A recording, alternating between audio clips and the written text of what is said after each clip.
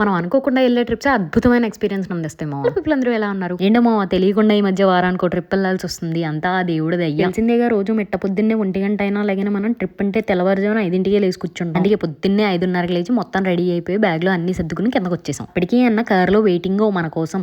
హాయిగా road trip మొదలు పెట్టి మన ఫస్ట్ స్టాప్ టిఫినీల కోసం ఆగాం. ఈ రోజు మనతో పాటు ప్రయాణించబోతున్నారు ఉదయించే భానుచంద్రుడు, దెబ్బేసే దేవదూత, దీవించే పంతులు గారు. మంచివారైన మా అన్నగారు మరియు నేను. టిఫినీలు తినేసి కాఫీలు తాగేసి బండి ఎక్కి 2 గంటల సేపు రారా అంటే మంత్రాలయం దగ్గర ఆగాం. ఇది నా ఫస్ట్ టైం మామ మంత్రాలయం రావటం. మీలో ఎవరన్నా ఇంతకు ముందు ఎల్లుంటే కమెంట్ చేయండి. నాకైతే భలే అనిపించింది మామ. గమనిక బుద్ధి లేదా, సిగ్గు లేదా, శరం లేదా, గుడికి ఎవడన్నా జుట్టు ఎరపోసుకుని వెళ్తాడా? దర్శనానికి వెళ్లే ముందు జడ క్లిప్లు పెట్టుకుని వెళ్ళాను మామ. ఇంతకు మించి ఎవడన్నా కమెంట్ పెట్టాడో మీ మీదొట్టే.